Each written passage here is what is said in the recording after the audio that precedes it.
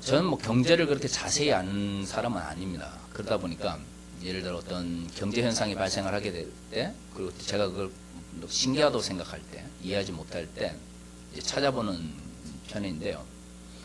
뭐 우리 교회 근처도 그렇죠. 이 오남프라자도 그렇지만 요즘에 유독 그 사람들이 많이 모이는 곳에 가면 그 저가 커피점들이 이렇게 따로따로 있는 게 아니고, 예를 들어 여기 메가커피 있으면 여기 컴포즈가 있고 컴포즈 옆에 벤티가 있고 이런 식으로 줄줄이 이렇게 모여 있는 현상을 자주 보게 되는 것 같아요. 항상 신기했었죠. 왜냐하면 어떻게 보면 경쟁 업체잖아요, 그죠? 경쟁 업체인데 그런 경쟁 업체들이 이렇게 모여 있는 걸 보면서 너무 신기하더라고요. 그래서 한번 찾아보니까 또 그것도 무슨 경제 무슨 이론이 있더라고요. 군집 현상이라고 그래가지고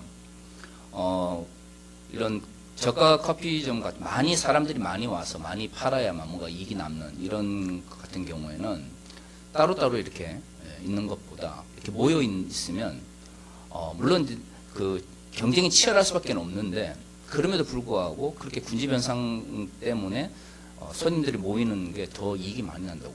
다른 측면에서 보니까 요즘 이제 저가 커피 시장이 이제 포화가 되면서 커피 자체보다 디저트를 파는 쪽이 더 많아지고 있대요. 그러니까 사람들이 이제는 저가 커피 그 전문점에 가면서 커피만을 이제 먹으러 가는 사람들이 별로 없고, 뭐 여러 이제 디저트를 먹으려고 하려고 하니까, 디저트라고 하는 게 모든 업체에서 다 하는 게 아니지 않습니까? 그러니까 붙어 있으면 여기서 커피는 여기서 사고 디저트는 딴 데 가서 사고 뭐 이런 식으로 이제 하는 것 같더라고요. 그러니까 그만큼 이제 경쟁이 치열해진 가운데서 어떻게 하면 살아남을 수 있는가에 대한 고민들이 많아지는 것 같아요. 근데 한편으로는 그런 생각이 들었습니다. 경제라고 하는 게 굉장히 치열하고 내가 살고 네가 죽어야 된다 이러는 마음을 가지고 있지만, 군집 현상이나 이런 걸 보고 있으면 뭔가 같은 업종에 있는 사람들이 기본적인 경제 윤리를 지키면서 뭔가 모여서 일을 또는 힘을 합치는 것 자체가 경제적 측면에서도 더 이익이 나는구나, 이런 생각을 볼 때마다 사람의 좀 삶이라고 하는 게 굉장히 독특하다는 생각이 들어요. 우리는 자본주의 소유에 살아가면서 끊임없이 그렇게 교육을 받습니다. 경쟁해야 된다. 경쟁해서 이겨야 된다. 근데 한번 생각해 보면 왜 그토록 끊임없이 경쟁을 이 사회가 요구했는지에 대해서 한 번도 물어보지 않았어요. 같은 경제 이론 내에서도 어떨 때는 모여야 되고 힘을 합쳐야 되고 그래야만 살아남을 수 있다고 이야기를 하는데, 우리는 그저 다른 사람을 짓누르고 이기고 올라서는 것만이 내가 원하는 것을 얻을 수 있는 그러한 방법이다라고 배워왔던 것이죠. 그런데 말이죠, 우리는 알고 있습니다. 인간을 인간답게 만드는 것, 아니 우리가 정말로 원하는 사회, 우리가 정말로 원하는 인간적인 삶이라고 하는 것은 반드시 경쟁에서 이기는 것만이 전부가 아니라는 걸 말이죠. 그런데 말이죠, 제가 좀 안타깝게 생각하는 건 뭐냐면, 이런 경쟁에서 뒤처지는 것은 다 무의미한 것으로 여기는 이러한 사고방식이 교회에도 들어와 있어요. 교회에도. 좋은 목회는 뭔가요? 큰 건물에 많은 성도들이 모이는 거죠. 와, 저 목사님 정말 목회에 성공했어 라는 이야기 과거에 들었을 때 대부분은 뭐였습니까? 성도들이 많은 것이었습니다. 왜 성도들이 많아야 되는지, 왜 그 성도들이 모여야 하는지는 우리는 알고 있습니다. 우리는 교회를 위해서 모이는 게 아니라 하나님 나라를 위해서 모이는 거예요. 그런데 많은 과거에 잘못된 왜곡된 목회라고 하는 것이 교회를 위해서 마치 성도들이 모여야 하는 것처럼 가르치고 또 생각을 한 것이죠. 그럼 교회는 뭘 위해 존재합니까? 교회는 교회만을 위해서 존재하나요? 그렇지 않습니다. 그리스도의 몸으로서 교회는 하나님 나라의 가치를 이 땅에 실현하기 위해서 존재하는 거죠. 그러면 교회의 존재 이유는 그 교회 공동체가 얼마만큼 그 공동체가 있음으로써 하나님 나라의 가치가 이 땅에 실현되어지느냐를 통해서 평가되어져야 되는데, 과거의 한국 교회를 돌이켜보면 그 교회가 얼마만큼 하나님 뜻을 실천하면서 살아가는지 보다 그저 뭐예요? 얼마만큼 많이 모이는지, 얼마만큼 큰 건물을 가지고 있는지가 더 중요했습니다. 근데 말이죠, 그런 식으로 만약 교회가 평가가 되어지고 가치가 매겨진다고 그러면 그게 부동산을 점유하고 있는 무슨 유통업체나 아니면 사람들을 많이 모아가지고 일을 하는 다른 어떤 인력업체들하고 다른 점이 뭐가 있겠습니까? 모인다. 건물이 있다가 중요한 게 아니라 그 모인 사람들이 그 건물에서 무엇을 하느냐가 더 중요한 것이죠. 그리스도인들은 내가 지금 어떻게 살아가고 있는지를 통해서 나의 정체성을 드러내는 사람들입니다. 핍박의 시기에는 뭐 그거는 우리나라뿐만 아니라요. 예를 들어 초기 교부 시대에도 기독교가 안정적일 때 말고 핍박을 받을 때는 고백을 하는 것만으로도 그 신앙을 드러내는 신앙의 가장 훌륭한 모습이었습니다. 너 교회 다니고 너 예수 믿으면 잡아 죽일 거야 라고 하는 사회적 환경 속에서 내가 예수를 믿습니다 라고 고백을 하는 게 얼마나 큰 용기예요. 그런데 그러지 않은 시대가 있잖아요. 그러지가 않은 시대, 다시 말해서 예수를 믿는 것 때문에 핍박받지도 고난받지도 않는 시대에는 그 신앙은 내가 예수를 믿는다라는 고백이 아니라 내가 예수를 믿는다라고 하는 삶을 통해서 표현되어지는 거예요. 성경에 기록되어 있는 과거의 문제가 오늘날 우리에게 어떤 의미를 가지느냐를 생각을 할 때기 위해서는 가장 먼저 고민해야 되는 것은 우리가 살아가는 시대와 과거 성경에 기록됐던 시대가 어떤 차이를 가지고 있는지에 대해서 고민해야 돼요. 이게 고민을 안 하게 되면 문자주의적 성서 해석이 돼가지고 성경에 하나의 말씀이니까 그냥 문자적으로 그냥 가지고 와서 적용하면 된다 이렇게 해버리는데, 이게 시대적 상황이나 아니면 문화적 차이가 없는 상황 속에서는 관계가 없습니다. 근데 그러지 않은 말씀들 같은 경우에는 오히려 하나님의 말씀을 왜곡할 수 있어요. 예를 들어 하나님을 사랑하고 네 이웃을 내 몸처럼 사랑하라 라고 예수께서 가르쳤어요. 이것이 율법에 있는 가장 큰 계명이라고 하셨습니다. 이거는 문화나 아니면 시대의 차이와 관계없이 기독교에서 가장 본질적 가치입니다. 기독교가 아무리 다양한 형태로 바뀌고 다양한 문화 속에서 전파된다 할지라도 궁극적으로 기독교가 추구해야 될 종교적 가치가 뭡니까? 라고 물어봤을 때 우리가 말해야 되는 것은 그 어느 시대나 그 어떤 문화 속에서나 하나님을 사랑하고 이웃을 내 몸처럼 사랑하기 위해 노력하는 것이야말로 진정 기독교의 최고의 가치다라고 말할 수 있어야 합니다. 이걸 가지고 예를 들어 시대가 변했으니까 사랑은 기독교에서 좀 밀려나도 되죠 이렇게 하는 순간 그것은 더 이상 기독교가 아닐 수가 있어요. 사랑의 가치가 어느 순간 만약에 기독교의 모든 삶의 가치 속에서 우선순위가 아닌 후순위로 밀려난다면 그것은 기독교의 껍데기는 가지고 있을지 모르겠지만 기독교가 아닐 수 있습니다. 그런데 문화와 그 다음에 사회적인 환경을 고려해야 되는 가르침도 있습니다. 대표적인 것이 성경에 여러 기록되어 있는 노예와 주인의 관계에 대한 윤리적 도덕적 가르침입니다. 종종 이 본문들을 과거의 한국교회에서 이 본문들을 예를 들어 사장님하고 노동자들에게 적용을 하는 분들도 계셨습니다. 말도 안 되죠. 주인과 종이라고 하는 것은 로마적 계급 구조 속에서 주어진 말씀이에요. 그들이 살아갔던 그 시대 속에 살아갔던 사람들에게 이 말씀이 어떤 의미를 가져야 되는지, 계급 구조를 인정하는 상태에서 그럼 예수를 믿는 사람들은 어떤 식으로 예수를 믿어야 되는지를 어떻게 해요? 가르쳐주기 위해서 그 말씀이 있는 것이죠. 그러면 그 말씀을 적용을 하려면 어떻게 해야 되겠어요? 지금은 그런 식의 계급 구조가 존재하지 않는다라는 전제하에서 이 말씀이 그 당시에는 어떤 의미를 가지고 있었고 그러면 오늘날에는 어떤 의미를 가져야 되는지에 대해서 어떻게 해야 됩니까? 해석을 해야 됩니다. 그걸 문자적으로 적용하는 순간 결국에는 누군가는 주인이 돼야 되고 누군가는 종이 돼야 되는 거죠. 그러니까 이런 식으로 성경은 문화나 시대 그리고 시간과 관계없이 여전히 기독교의 정체성으로서 지켜지고 또한 유지되어야 될 가치뿐만 아니라 문화와 시대 그리고 환경에 따라서 해석해야 되는 가르침도 있어요. 이거를 고민하는 게 뭐겠습니까? 그게 신학이에요. 신학이라고 하는 게 복잡한 이론, 복잡한 희한한 이론들 들고 와가지고 사람들을 혼란스럽게 만드는 게 신학이 아니라, 신학이란 그러면 과거의 하나님의 말씀이 오늘날 우리에게는 어떤 식으로 적용되어지고 이해되어지는지를 고민하는 사람들의 고민들, 성찰을 우리는 신학이라고 하는 것이죠. 그런 의미에서는 2020년은 한국 사회에서 필요한 것은 좀 더 과거의 하나님의 말씀 속에서 어떤 것이 본질적으로 오늘날도 유지되어야 하는지, 어떤 것이 시대적 문화적 상황 속에서 해석되어야 되는지를 고민하는 과정인지도 모릅니다. 왜 제가 오늘 이야기를 하냐면, 오늘 우리가 읽은 본문의 말씀은 갈라디아서 2장 1절에서 5절의 말씀입니다. 갈라디아서는 바울이 여러 편지를 쓰게 되는데요. 그 중에서도 로마서와 비교해 볼 때 가장 주제가 비슷한 내용들입니다. 로마서와 갈라디아서는 공통적으로 그리스도인들에게 구원이라는 것이 어떤 의미를 가지고 있는지를 설명하는 본문들입니다.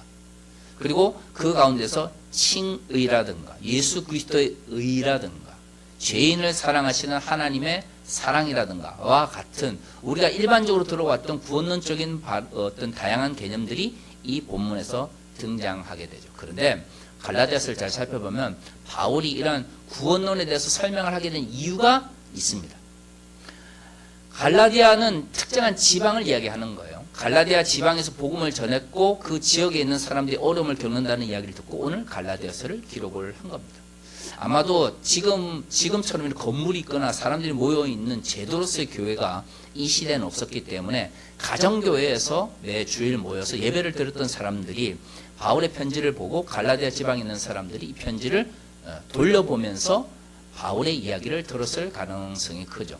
그런데 이 갈라디아서가 기록될 당시 가장 큰 갈라디아 지방의 문제는 뭐냐면, 먼저 바울이 복음을 전해서 각 가정교회가 세워졌음에도 불구하고 거짓 교사라고 하는 사람들 혹은 바울 이외에 다른 사도들의 어떤 추천서를 받았다라고 하는 사람들이 와서 말하기를 바울은 예수를 직접 만난 적도 없고 다른 12사도들처럼 예수님을 쫓아다니면서 복음을 들은 적도 없는 사람이야. 그러니까 뭐예요? 사도 바울의 가르침은 복음이 아니다 라고 이야기를 해버립니다.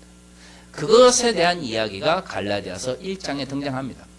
바울이 이야기를 하죠. 그래, 그 사람들이 와서 나에 대해서 이야기를 하기를 바울은 예수를 만난 적도 없고 예수님을 쫓아다니면서 복음을 들은 적도 없다고 이야기를 하고, 더구나 그 사람은 예수를 만나기 전에 예수 믿는 사람들을 핍박하던 사람이다 라고 이야기를 했다라고 들었는데, 바울이 그것을 부인하지 않고 뭐라고 이야기를 해요? 맞아, 나는 예수를 만나기 전에 예수 믿는 자들을 핍박하다, 아니 예수를 핍박하던 사람이야 라고 이야기를 합니다. 그런데 그럼에도 불구하고 바울이 자신이 전한 복음에 대한 확신을 가지고 있었던 것은 그가 다메섹으로 가던 가운데, 다마스쿠스로 가던 가운데 만났던 예수의 그 계시에 대한 확신이 있었기 때문이에요. 그래서 1장 후반부를 읽어보면 바울이 그런 이야기를 합니다. 나는 예수를 핍박하는 자였으나 그런 나를 하나님께서 선택해 주셔서 복음을 전할 수 있는 사도로 선택하셨다라는 거예요. 그러면서 오늘의 이야기가 있어요. 그러면 왜 나는 다른 사도들과 다른가? 하나님께서 왜 나를, 예수를 핍박하던 나를 선택하셔서 다른 사도들과 다른 방식으로 복음을 전하게 하셨는가에 대한 이야기가 오늘 우리가 읽은 본문 이하에 있는 이야기입니다. 오늘 이야기를 아주 쭉 읽어보시면 알겠지만 바울이 결국 말하고 싶은 것은 자기 자신은 누구를 위해서요? 비유대인들을 위해서, 이방인들을 위해서 복음을 전할 수 있는 사도로 부르셨다라고 하는 것이 오늘의 본문의 이야기예요. 그러면 나는 왜 이방인을 위한 사도로 부름을 받았는지, 어떤 측면에서 12사도들과 구별되어지는지가 오늘 본문에 있는 이야기입니다. 그리고 14년 후에 다시금 예루살렘을 방문했을 때에 그는 바나바와 디도라고 하는 사람을 데리고 같이 예루살렘에 올라갔어요. 그리고 계시를 따라 내가 이방 가운데서 전파하는 복음을 그들에게도 제시하되, 바울은 자신이 왜 사도가 되었는지 예루살렘에 올라가서 그들을 만났던 사람들에게 자신이 왜 이방인의 사도로 부름을 받았는지를 설명을 했고, 또한 바나바와 디도에게도 동일한 복음을 전했어요. 그런데 여기서 이제 바울이 자신만의 독특한 사도로서의 역할을 이야기해요. 3절에 그러나 나와 함께한 헬라인 디도까지도 억지로 할례를 받게 하지 아니하였으니, 왜 내가 디도에게 할례를 받게 하지 않았는지를 설명한다고 하는 것은 자신이 왜 이방인의 사도로 다른 사도들과 구별되어지는지를 드러내는 정체성과 매우 밀접하게 연결되어 있는 거죠. 우리가 잘 아는 것처럼 베드로라든가 초기에 예루살렘 그 사도들 같은 경우에는 유대인으로서 정체성이 강했습니다. 그래서 비유대인들도 유대인들처럼 율법을 지켜야 된다라고 생각을 하고 있었어요. 그래서 제1차 전도여행이 끝나고 예루살렘 공회가 열리기 직전까지도 많은 사도들이 이방인에게 성령이 임하는 것에 대해서 이해를 하지 못하고 있었어요. 왜? 여호와 하나님은 유대인의 하나님이고 성령은 하나님께서 즉 여호와 하나님께서 보내신 영이니까 당연히 누구에게만 임재를 해야 되냐면 당시 유대인이었던 사도들의 인식 속에서도 유대인에게만 임해야 돼요. 비유대인들에게 성령이 임하면 안 되는 거예요. 그런데 제1차 전도여행 가운데 바나바와 바울이 복음을 전하면서 돌아다니고 있는데 갑자기 성령이 비유대인들에게 임하는 모습을 경험하게 되는 거죠. 그래서 예루살렘에서 회의가 열리게 된 거예요. 그리고 우리 잘 아는 것처럼 목매어 죽인 것과 피를 마시는 것을 제외하고 나머지는 비유대인들에게 요구하지 말자라고 하는 예루살렘 결의가 이루어지게 되는 거죠. 이때부터 본격적으로 비유대인들에게도 복음을 전하고 성령이 임하는 것을 허락하게 된 거예요. 그런데 그 사건을 보면 베드로가 고넬료에게 세례를 주고 그 집안이 세례를 받게 했음에도 불구하고 예루살렘 공의회가 일어나기 전까지 모기 전까지 고넬료에게 세례를 베풀었다는 이야기를 안 했어요. 얼마나 유대적 정체성이 강했으면 베드로 같이 그 영향력이 있는 사람들도 다른 사도들이 너 어떻게 로마 사람들한테 세례를 줄 수 있어? 라는 그 신란에 화를 하지 않았다는 걸 알 수가 있습니다. 그러니까 12사도로서 예수님께 교육을 잘 받았을지는 모르겠지만 적어도 사도 바울이 선택되어서 비유대인들에게 복음을 전하기 전까지 12사도들은 예루살렘 공의회를 중심으로 하는 예루살렘 교회를 중심으로 유대인들에게만 복음을 전하는 것이 옳다라는 생각을 가지고 있었다라는 거예요. 우리가 복음을 전하면서 하나님 나라의 가치를 추구해야 된다라고 이야기를 많이 하지만 우리는 알게 모르게 우리가 살아가는 이 세상의 가치 속에서 많은 부분 가치 체계를 형성하고 있습니다. 우리가 아무리 저처럼 경제에 대한 인식이 없는 사람이다 할지라도 기본적으로 우리가 살아가는 이 자본주의 사회에서 돈이나 자본이나 아니면 그러한 경제가 얼마만큼 많은 사람들에게 영향을 미치는지를 모르겠습니까? 알죠. 단지 뭘 하지 못할 뿐이에요. 나의 삶 가운데서 다른 사람들에 비해서 보다 민감하게 경제적인 문제를 인식하지 못하는 것이지 우리는 알게 모르게 그러한 경제적인 것 가치에 다 영향을 받으면서 살아갑니다. 그렇기 때문에 그리스도인으로서 우리가 살아가는 모든 삶의 가치 속에서 하나님 나라의 뜻이 이루어지지 않은 이 땅 위에서 경제적, 사회적, 정치적 가치가 우리를 지배하고 있는데 그러면 우리는 정말로 이 사회에서 올바르게 하나님 말씀대로 실천하며 살아가고 있는지를 성찰하지 않으면 어떻게 될까요? 세상 사람들이 다 그냥 옳다라고 생각하는 방식대로 어떻게 해요? 쫓아가게 되어 있는 거예요. 물론 이것은 예를 들어 종교적 삶을 살아라 이런 의미는 아닙니다. 저는 그걸 원치는 않아요. 교회에만 믿음이 머물고 교회를 벗어나면 믿음과 아무런 상관관계 없는 삶을 살아가는 삶 우리 주변에 너무 많습니다. 사실 성경은 우리에게 이 교회에서 믿음 방식대로 세상 속에서 하나님의 뜻을 실천하며 살아가도록 하기 위해서 우리를 부르셨다라고 이야기를 해요. 그러니까 교회는 신앙적 삶을 살아가는 시발점이지 교회가 신앙적 삶의 종착점이 아니거든요. 근데 과거에 이것을 자꾸 혼돈했습니다. 교회 모여 교육받고 주의 말씀을 성찰하고 또 우리 자신을 돌아보면서 또한 우리가 살아갈 세상 속에서 우리는 어떤 삶을 살아가야 되는지를 함께 고민하는 공간이 되어야 되는데 마치 교회에서 헌신하고 봉사하는 것이 신앙의 전부인 것처럼 이야기를 해버렸단 말이에요. 그리스도인의 정체성도 교회에서는 엄청 강한데 교회만 딱 벗어나면 뭐가 없어요? 그리스도인의 정체성이 없어요. 근데 여러분, 우리의 삶의 대부분 어디서 살아가죠? 교회 밖에서 살아갑니다. 우리의 삶의 대부분은 교회 밖에서 살아갑니다.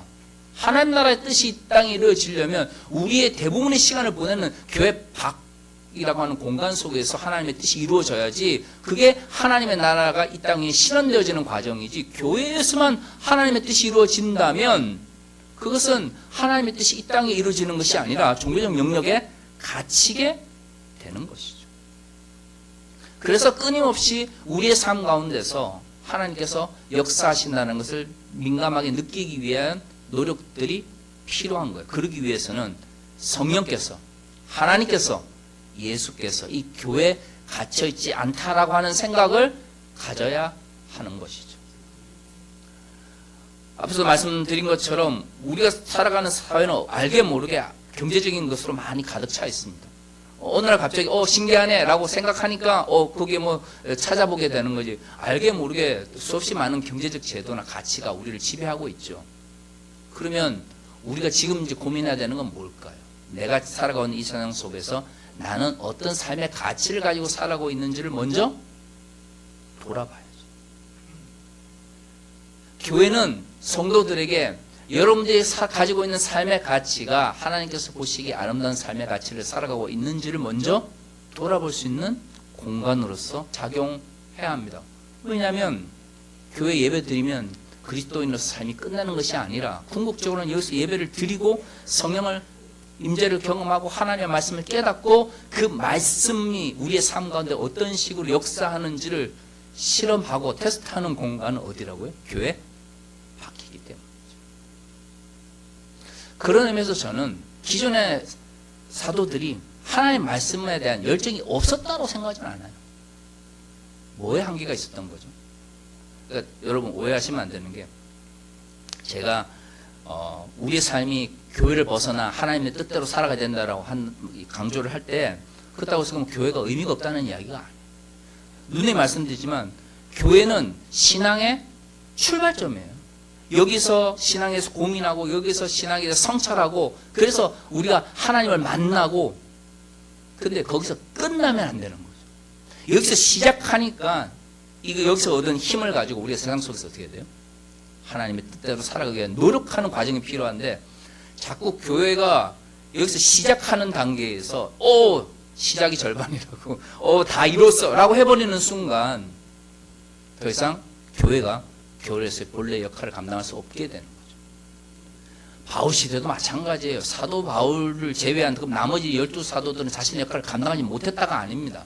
바울의 편들은 말하면 각각의 역할이 달랐던 거죠.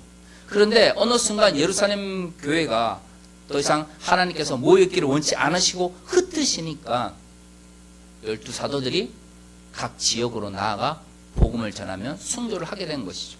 다시 말해 그들의 역할을 감당할 시간과 때가 이르지 않았던 거예요. 그보다 바울은 더 빨리 이방인 향하여 나아갔던 것이죠.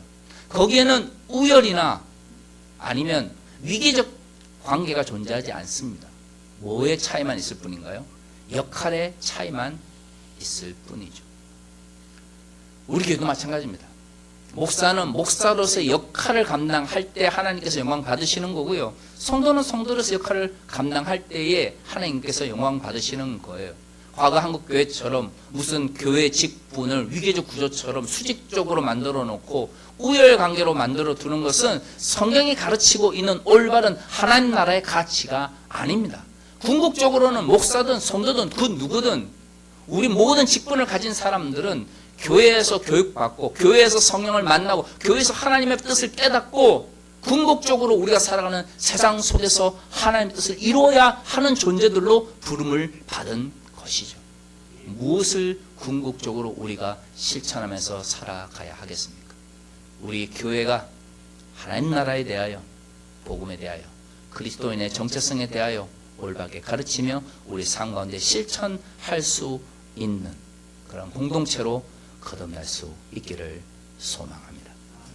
다 같이 기도하겠습니다.